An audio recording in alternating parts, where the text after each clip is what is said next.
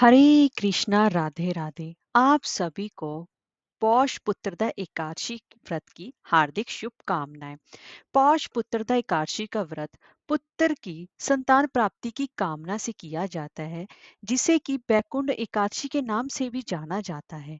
और पौष एकादशी यानी कि पुत्रदा एकादशी का व्रत निसंतान दंपतियों के लिए एक वरदान है, जिससे कि भगवान कृष्ण जी के बाल स्वरूप लड्डू गोपाल जी की स्थापना पूजा और स्थापना करने से संतान प्राप्ति की मनोकामनाएं पूर्ण करते हैं। तो दोस्तों, आज की मैं आपको इस वीडियो में पौष पुत्रदा एकादशी व्रत की व्रत कथा का रसपान कराने जा रही हूँ। तो चलिए वीडियो शुरू करते हैं। एक बार धर्मराज युधिष्ठिर जी कहने लगे कि हे कृष्ण भगवान, आपने पौष कृष्ण एकादशी अर्थात सफला एकादशी का महात्म बताकर बड़ी ही कृपा की है। अब आप कृपा करके मुझे पौष मास के शुक्ल पक्ष की एकादशी के विषय में बतलाइए। इस एकादशी का क्या नाम है तथा इसके व्रत का भी क्या विधान है, इसकी विधि क्या है, इसका व्रत करने से किस फल की प्राप्ति होगी और उसमें कौन कौन से देवता का पूजन अर्चन किया जाता है।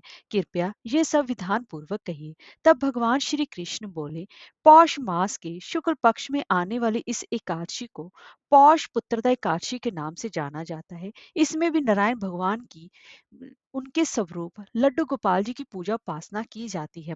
विधि पूर्वक इस व्रत को करना चाहिए। इस चर और अचर संसार में पुत्रदा एकादशी के व्रत के समान और कोई भी दूसरा व्रत नहीं है। इसके पुण्य से मनुष्य तपस्वी, विद्वान और लक्ष्मीवान होता है।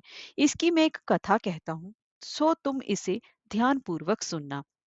भद्रावती नामक नगरी में सुकेतु मान नाम का एक राजा राज्य करता था। उसके कोई भी पुत्र नहीं था। उसकी स्त्री का नाम शैव्य था। वह निपुत्री होने के कारण सदैव चिंतित रहा करती थी। राजा के पितर भी रो रो कर पिंड लिया करते थे और सोचा करते थे कि इसके बाद हमको कौन पिंड देगा। राजा को भाई, बांधव, धन, हाथी, घोड़े, राज्य और मंत्री, इन सब में से किसी से भी संतोष नहीं होता था।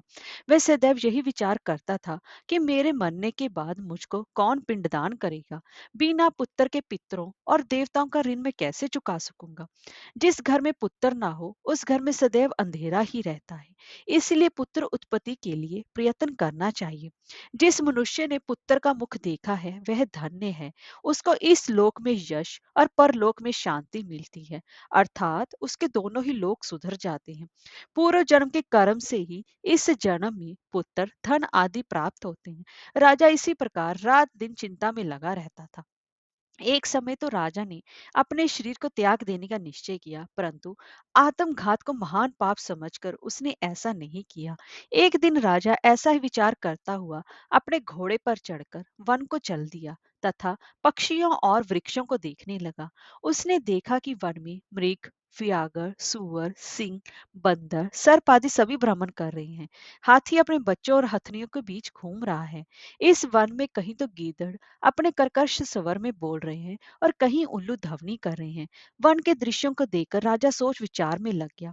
इसी प्रकार उसका आधा दिन बीत गया। वह सोचने लगा, मैंने कई यज्ञ किए, ब्राह्मणों को स्वादिष्ट भोजन से तृप्त किया, फिर भी मुझको दुख प्राप्त हुआ, क्यों? राजा प्यास के मारे अत्यंत दुखी हो गया और पानी की तलाश में इधर उधर फिरने लगा।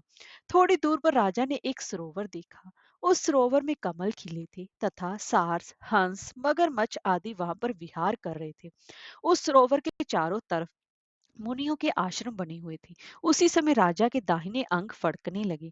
राजा शुभ शगुन समझकर घोड़े से उतरकर मुनियों को दंडवत प्रणाम करके बैठ गया। राजा को देखकर मुनियों ने कहा, हे राजन, हम तुमसे अत्यंत प्रसन्न हैं। तुम्हारी क्या इच्छा है सो कहो। राजा ने पूछा, महाराज आप कौन हैं और किस लिए यहाँ आए हैं, कृपया करके बताइए। मुनि कहने लगे कि हे राजन, आज संतान देने वाली पुत्रदा एकादशी है।